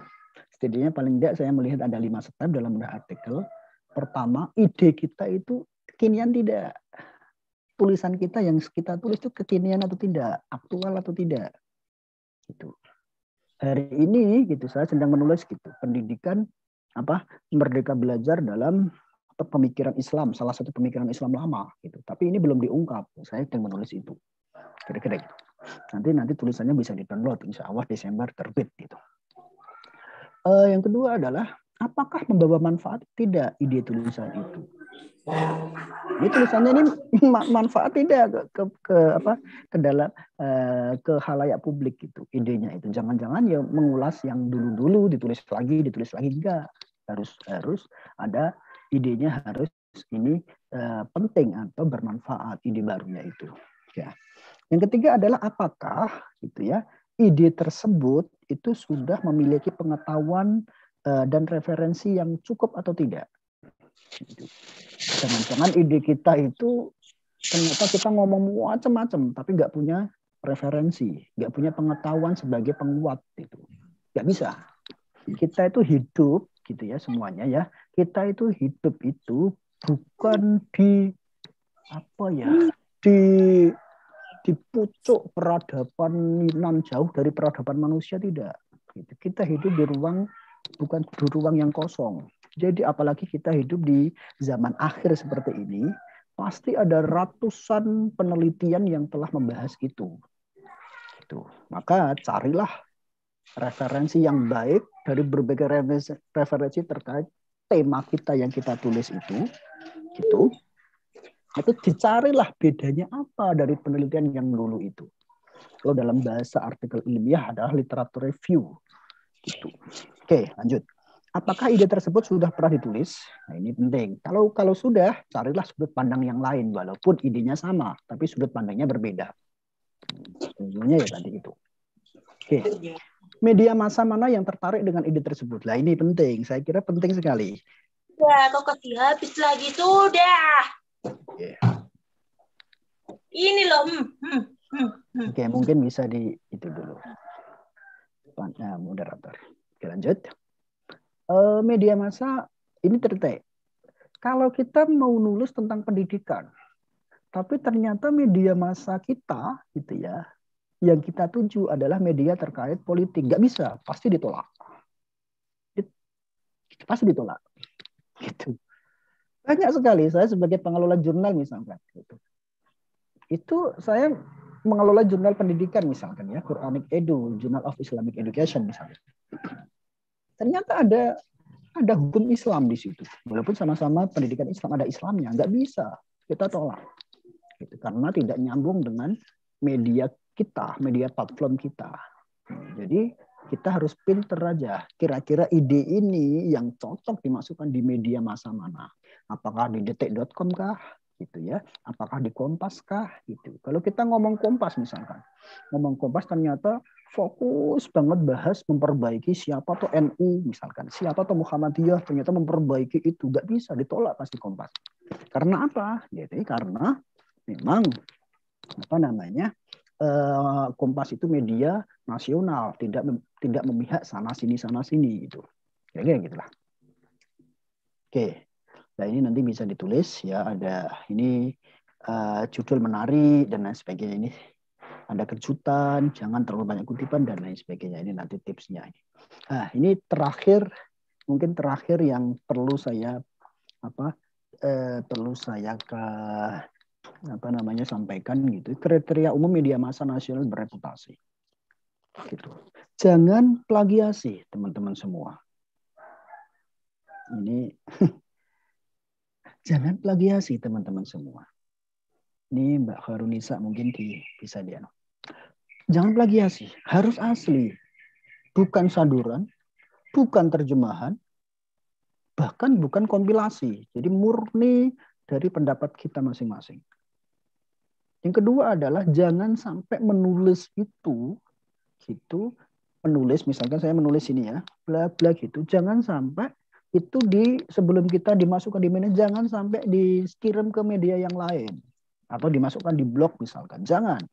Nggak boleh, itu kejahatan yang luar biasa ketika kita nulis artikel gitu, ternyata dikirim ke beberapa media. Nanti terserah siapa yang mau menerbitkan, nggak bisa seperti itu. Itu namanya self plagiasi, dan pasti kalau ketahuan seperti itu, pasti orang-orang kita sebagai pengelola media itu akan memblacklist selamanya. Itu memblacklist selamanya bahwa sampean itu atau kita itu pernah mengalami kejahatan yang luar biasa, sudah diterbitkan misalnya satu artikel dikirimkan ke beberapa penerbit. Itu penting. Yang selanjutnya adalah ini jelas ya, topiknya harus aktual, relevan, dan menjadi persoalan di masyarakat akhir-akhir ini. Berarti akhir-akhir ini misalkan ini yang menarik mungkin ya, kalau mau menulis misalkan Maulid Nabi, itu kan baru ya, masih bulan ini kan. Nulislah pendidikan di dalam tradisi Maulid Nabi ya, itu misalnya gitu. Itu kan menarik ini lah, sukalah itu, nanti ditulislah di media massa. Tadi ada judulnya dibuat menarik, nanti intronya gitu ya, introduction-nya atau pendahuluannya. Wah, ternyata Maulid ini menjadi penting. Maulid ini ternyata dari berbagai belahan dunia ke banyak sekali acara Maulid dijadikan sebuah acara penting kenegaraan misalkan gitu. Wah, dari situlah ini ya ditelaah sejarah pendidikannya di situ. Ini menarik itu. Misalkan gitu ya. Yang selanjutnya adalah substansi yang dibahas menyangkut kepentingan umum. Nah, ini jelas ya, bukan kepentingan komunitas tertentu. Tadi sudah saya bahas. Jangan fokus banget kepentingannya NU misalkan, atau kepentingan Muhammadiyah misalkan, atau kepentingan kampus-kampus tertentu misalkan, nggak bisa. Gitu. Pasti ditolak oleh media massa nasional bereputasi khususnya. Yang selanjutnya adalah artikel mengandung hal baru. Dah, ini jelas ya. Uraiannya bisa membuka pemahaman atau pemaknaan baru, jelas. Gitu. Uraiannya harus uraian baru. Ada pemikiran baru di situ. Sebenarnya nggak baru-baru sekali, hanya menggunakan refleksi yang baru, gitu ya, atau menggunakan cara berpikir yang agak fresh, kira-kira begitu. Ya. Oke, sebenarnya nggak baru-baru sekali gitu. 7. Penyajian tidak berkepanjangan, hanya paling 650 kata. 650 sampai 700 kata. Mungkin 1 sampai 2 halaman lah kalau spasi 1 ya. Kira-kira segitu. Artikel tidak boleh ditulis berdua atau lebih, nggak boleh. Kalau artikel di media massa nggak boleh barengan. Kalau artikel jurnal sampai 6 boleh, sampai 7 boleh, itu artikel jurnal itu. Penulis 1, penulis 2 dan lain sebagainya. Kalau media massa hanya 1, nggak boleh berdua atau lebih, nggak boleh. Gitu. Yang terakhir adalah harus menyertakan data diri. Yang paling penting adalah, kalau saya yang paling penting ini juga, ketika kita mau nulis hal pendidikan, menulis pendidikan ya, maka riwayat kita itu harus fokus pada pendidikan. Gitu. Misalkan saya menulis sekarang hari ini opini saya hari ini tentang pendidikan, maka daftar diri saya akan saya banyaki riwayat hidup terkait saya itu memang fokus di dalam pendidikan. Semakin profesional semakin kita memberikan riwayat hidup itu sesuai dengan apa yang kita tulis, maka semakin dianggap profesional dan valid tulisan kita itu. Nah, ini saya kira penting sekali. Oke. Kayaknya cukup. Oke, terima kasih. Ya, kita kembalikan ke moderator. Maaf jika terlalu panjang.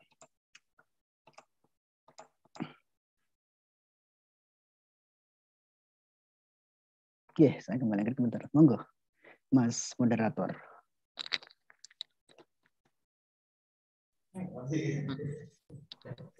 Sudah.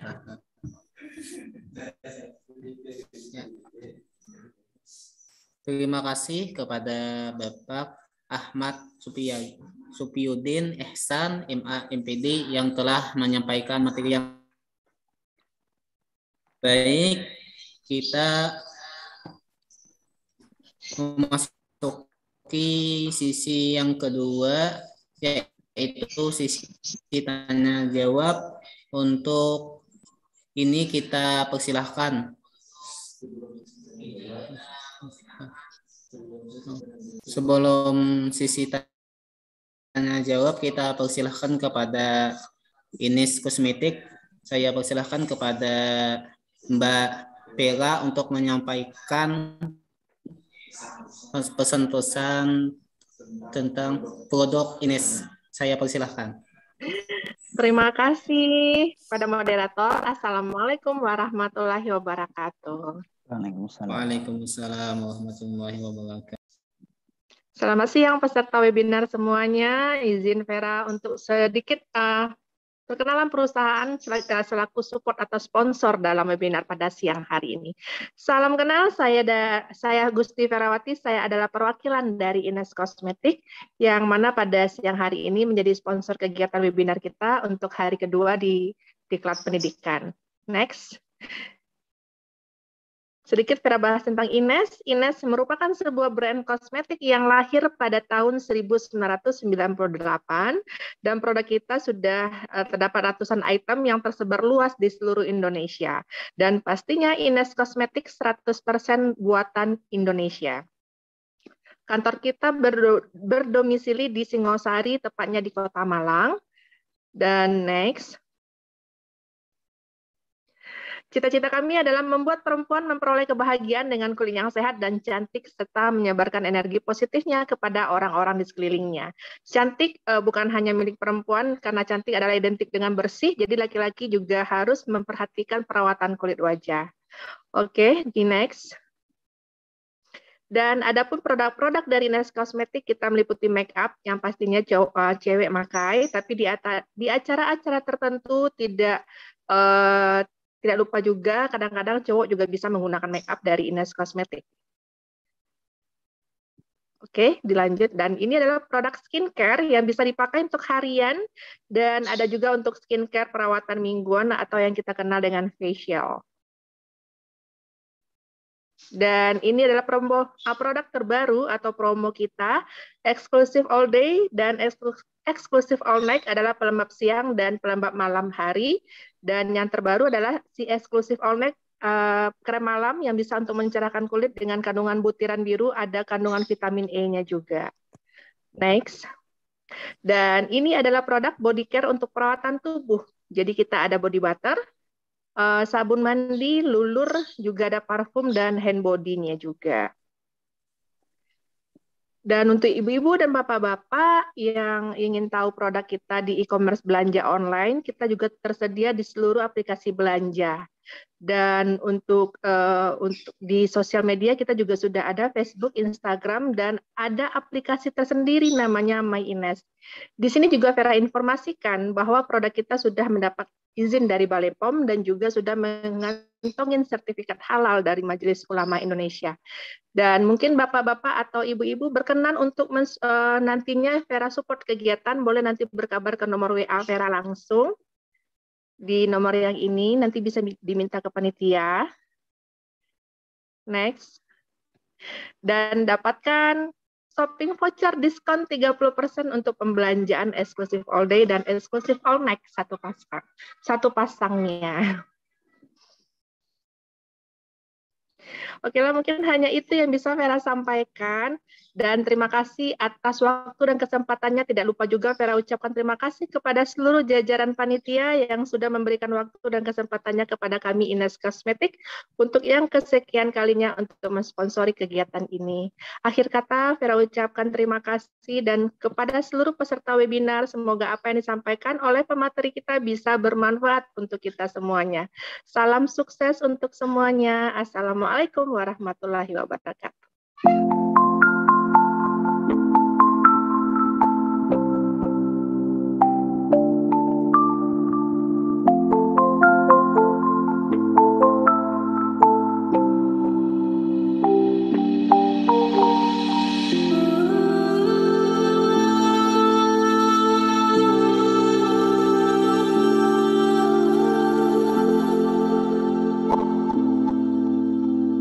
La la la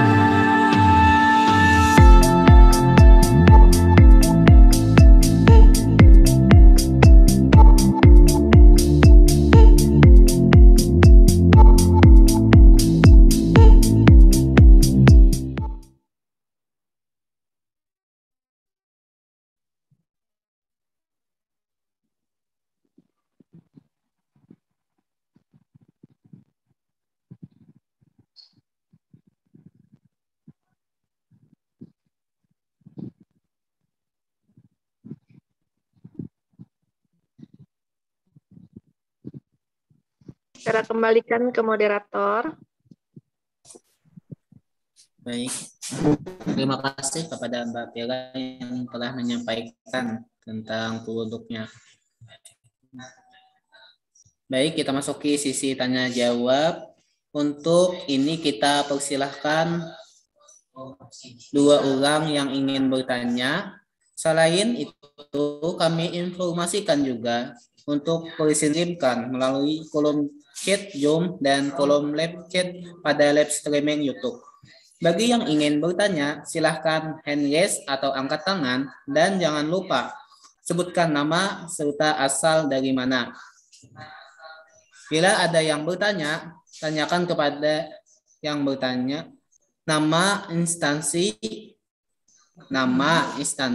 tujuan kepada siapa pertanyaannya, kemudian silahkan sebutkan pertanyaan.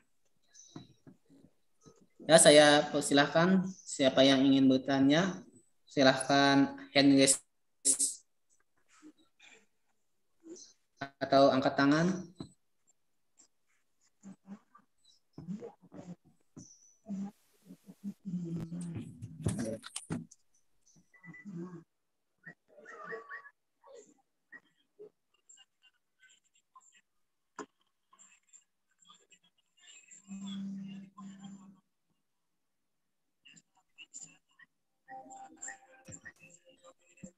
Sekali lagi, saya informasikan yang ingin bertanya, silahkan hand raise atau angkat tangan dan sebutkan namanya.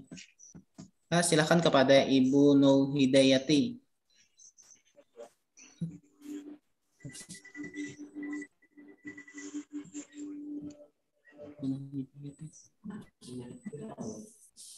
Ya, silahkan kepada Ibu Nur Hidayati.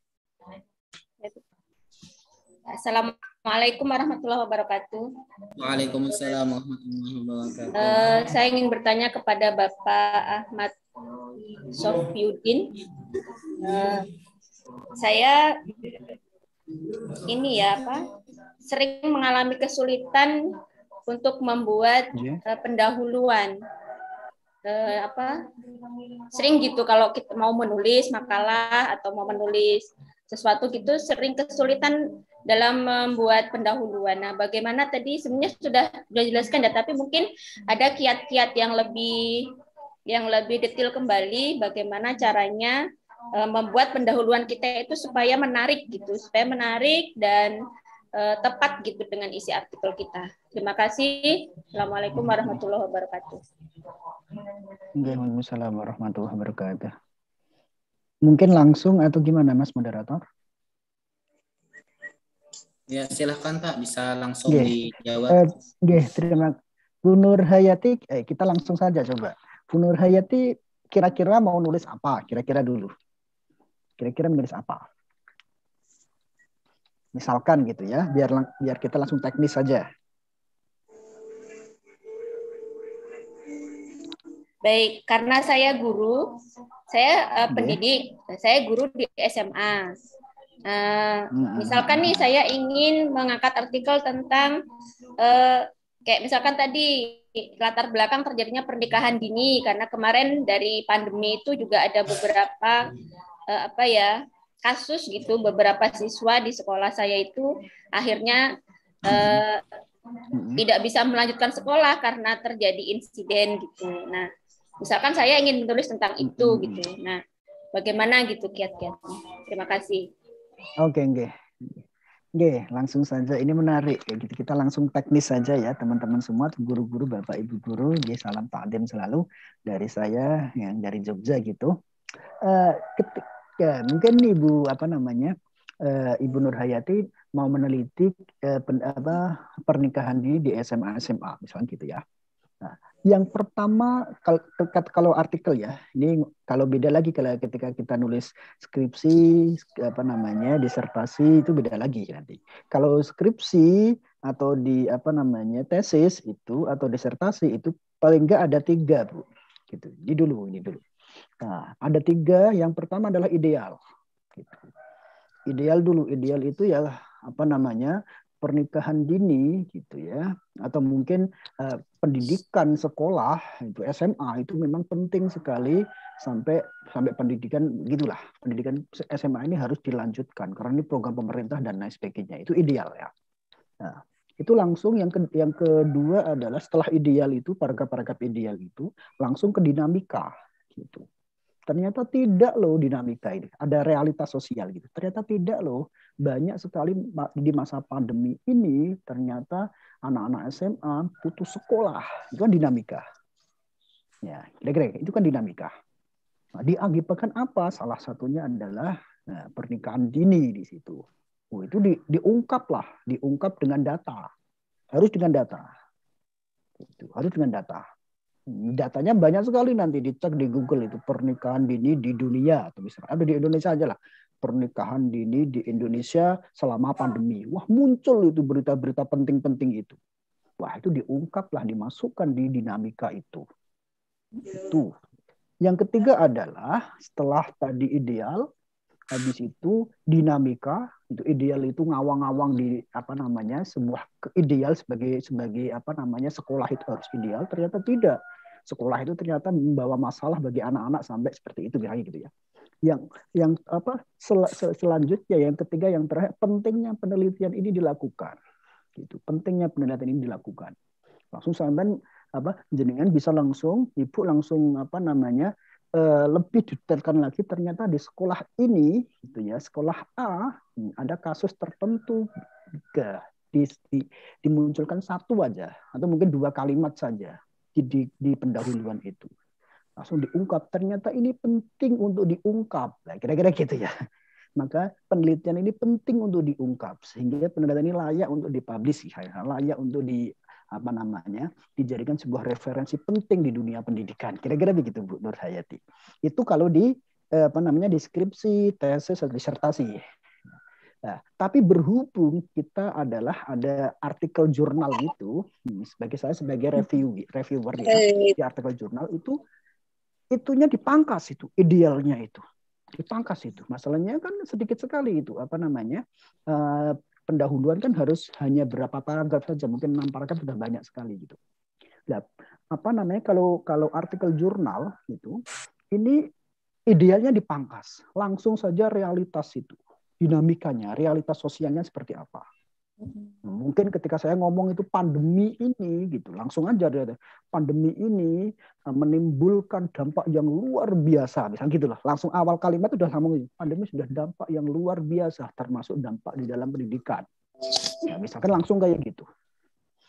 Langsung ngomong kayak itu, langsung dinamika. Wah, langsung dicek lah pendidikan ternyata bermasalah bla bla bla bla. Fokusnya di pendidikan pernikahan dini itu. Kasusnya ditampilkan kecil, kasus punya jenengan itu ditampilkan kecil, habis itu langsung dikasih. Nah, kira-kira begitu. Sedikit paham ya Bu ya? Ya, paham. Iya, harus memunculkan itu. Kalau tidak, kalau hanya memunculkan pernikahan dini ini adalah nggak bisa kayak gitu. Ya. Gitu. Jadi harus memunculkan 3 tadi. Kalau artikel ilmiah harus menunjukkan realitas sosial, habis itu pentingnya penelitian ini gitu nih, dan langsung biasanya ada literatur review di akhir paragraf pendahuluan kalau artikel jurnal ya. Literatur review ya kajian pustaka lah. Jadi berbagai kajian pustaka selama ini belum pernah penelitian ini dilakukan, kira-kira gitu. Maka penelitian ini penting, nah, gitu. Jadi agak sedikit lebay gitu ya, agak lebay gitu bahwa ini loh penting ini menarik ini, kira-kira begitu. Walaupun sebenarnya biasa-biasa saja, gitu. Tapi kan dianggap ini loh menarik. Buktinya belum ada kok penelitian yang serupa terkait ini. Gitu. Paham Bu? Terima kasih Nur, Pak. Ya. Terima kasih. Jeh, sami-sami, sama-sama. Jeh, monggo yang lain.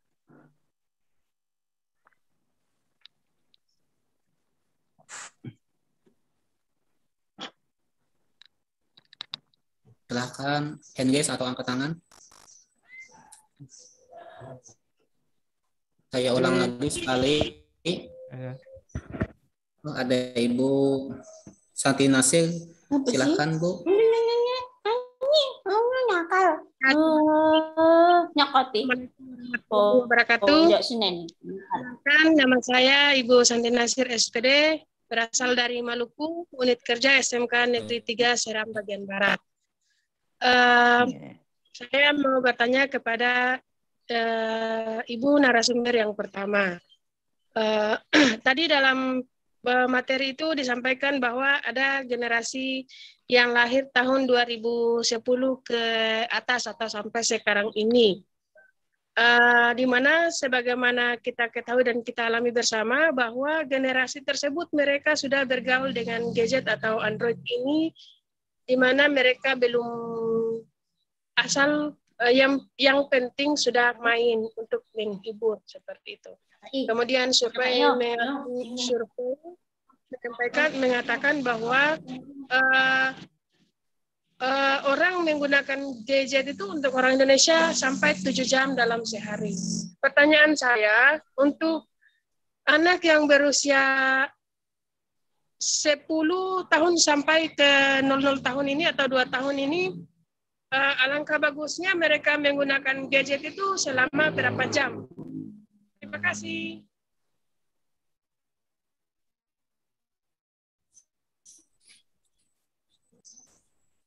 Silakan kepada Ibu Dr. Raihana untuk menjawab pertanyaan dari Ibu Santi Nasir.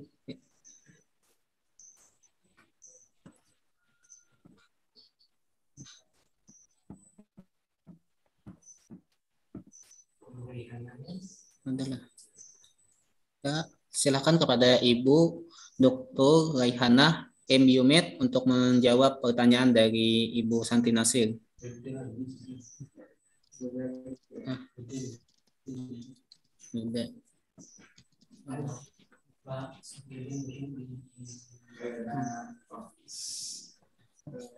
Karena Ibu Dr. Raihana MUmed tidak ada, apakah Bapak Ahmad Supiyudin bersedia untuk menjawabkan pertanyaan dari Ibu Santi Nasir?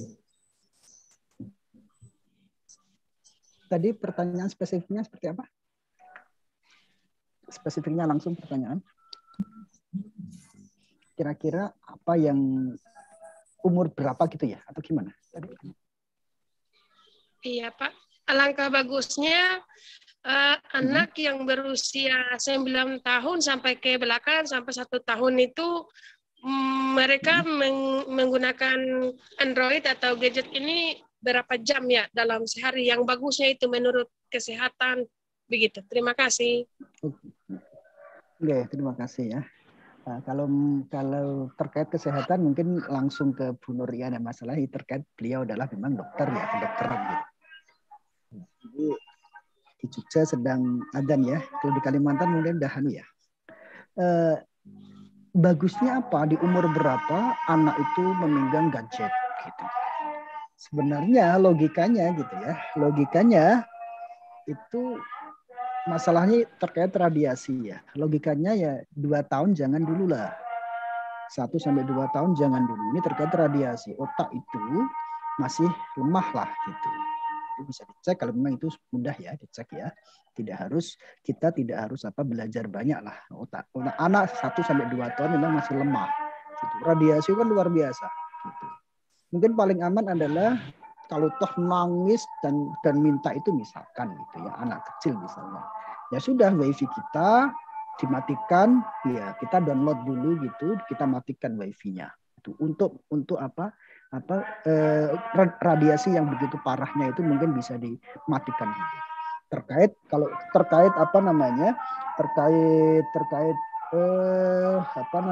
mata gitu ya, melihat layar itu sudah beda lagi gitu ya, sudah beda lagi efeknya. Sebenarnya efeknya juga parahnya di situ juga. Saya pernah menulis bagaimana cara sekalian anak itu biar tidak mania gadget gitu kan, parah sekali, sekalian aja gitu. Saya pernah menulis gitu. Coba mungkin bisa di-download gitu agak lebih detailnya itu. Saya menulis maniak media sosial di kalangan anak-anak. Maniak media sosial di kalangan anak-anak, saya menulis itu. Bisa di-googling dan bisa di-download gitu. Saya ngomong gini, nggak bisa apalagi di zaman media sosial seperti ini atau zaman daring seperti ini, kita sudah terlanjur anak dulu itu anak TK dulu kan dilarang sekali daring, dilarang megang HP. Tapi sekarang wajib pegang HP karena daring gitu kan. Nah, itu dipaksa lah. Padahal itu luar biasa bahayanya gitu. Untuk anak-anak memang tidak hanya kesehatan tapi mental juga luar biasa.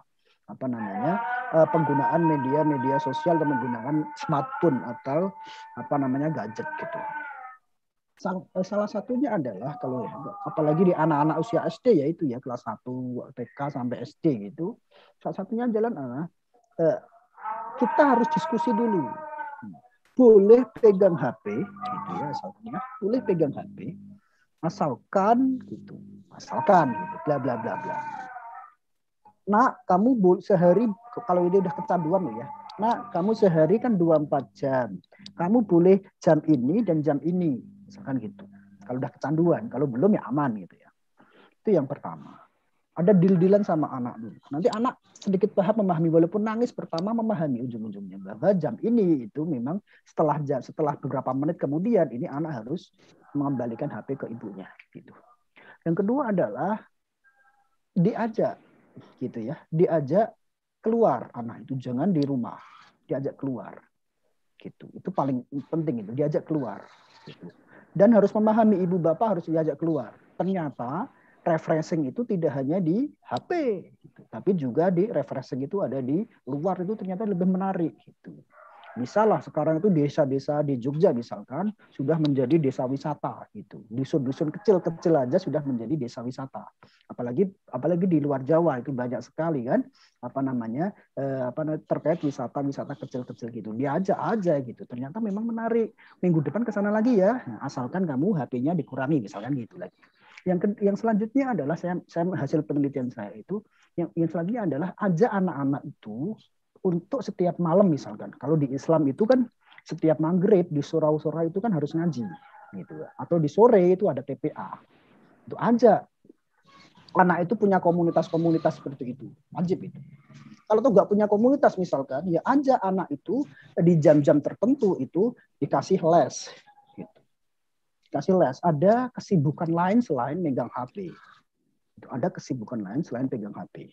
Dan masih banyak lagi ini. Ada beberapa itu udah 2008 dulu sebelum pandemi itu saya menulis itu. Sekarang belum menulis lagi. Penting lagi untuk ditulis lagi. Betapa parahnya anak menggunakan media sosial dan bagaimana cara mengatasinya. Gitu. Saya kira itu Bu Santi. Untuk 1 sampai 10 tahun memang agak berat. Gitu. 1 sampai 9 ya dikurangi. Terutama yang 1 sampai 2 tahun dikurangi. Itu radiasinya memang berat. Radiasinya memang kita dicek sendiri di googling itu radiasi memang HP memang luar biasa. Kira-kira begitu. Untuk yang lain bisa diantisipasi dengan berbagai kegiatan tadi. Kira-kira begitu Bu Nasir. Ya, terima kasih Pak. Ya, sami-sami. Terima kasih kepada semua narasumber yang sudah memberikan jawaban yang sangat luar biasa. Sebelum ditutup, dipersilahkan kepada semua narasumber untuk menyampaikan closing statement. Terlebih dahulu, saya persilahkan kepada Bapak Ahmad Supiyuddin Ihsan, MA, MPD. Ya, terima kasih.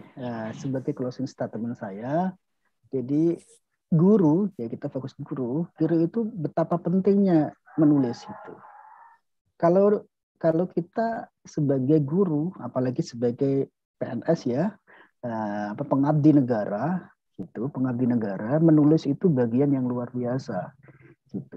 Menjadi naik peringkat dan lain sebagainya. Saya berkali-kali mendampingi guru PNS di Jogja. Bagaimana mendampingi beliau dan mulai dari bagaimana membuat judul dan lain sebagainya. Saya dampingi itu. Dan ternyata memang benar, efeknya memang berpengaruh tidak hanya ke kita sendiri, tapi efeknya berpengaruh kepada dunia luar, memberi inspirasi ke yang lain dan lain sebagainya. Intinya apa? Menulis itu harus dimulai dari membaca. Nulis dari membaca. Bagaimana kita bisa menulis kalau kita tidak membaca? Satu-satunya bacaan yang paling aman adalah apa yang kita sukai itu. Semakin kita baca apa yang kita sukai, semakin enak kita menuliskannya. Masalahnya memang kita paham apa yang kita baca dan enak apa yang kita tulis. Dari situlah mulai tumbuh bagaimana cara menulis yang baik sesuai dengan teknik-teknik yang mungkin yang saya sampaikan tadi. Maka dari itu menulislah untuk keabadian. Jangan kita hidupnya paling 60-70 sudah umurnya sudah sangat tua, tapi menulis tidak ada ini adalah kerja-kerja keabadian. Kira-kira begitu. Terima kasih. Baik, Bapak Ibu, karena waktu sudah habis, maka kita cukupkan sampai di sini. Semoga apa yang kita dapat pada kegiatan ini bermanfaat dan diridhai oleh Allah Subhanahu wa taala. Alhamdulillah, luar biasa pemaparan materi yang disampaikan oleh narasumber kita hari ini. Semoga kita semua mendapatkan ilmu dan mengamalkannya dalam kehidupan sehari-hari. Terima kasih kepada narasumber dan semua peserta yang telah mengikuti Diklat Pendidikan hari ini. Saya selaku moderator juga mewakili seluruh bangsa dalam dunia pendidikan era digital. Kalau ada salah kata atau pelayanan kami yang mempertemukan kita dan waktu juga. Sampai jumpa. Demikian. Wabillahi taufik wal hidayah. Wassalamualaikum warahmatullahi wabarakatuh. Waalaikumsalam warahmatullahi wabarakatuh.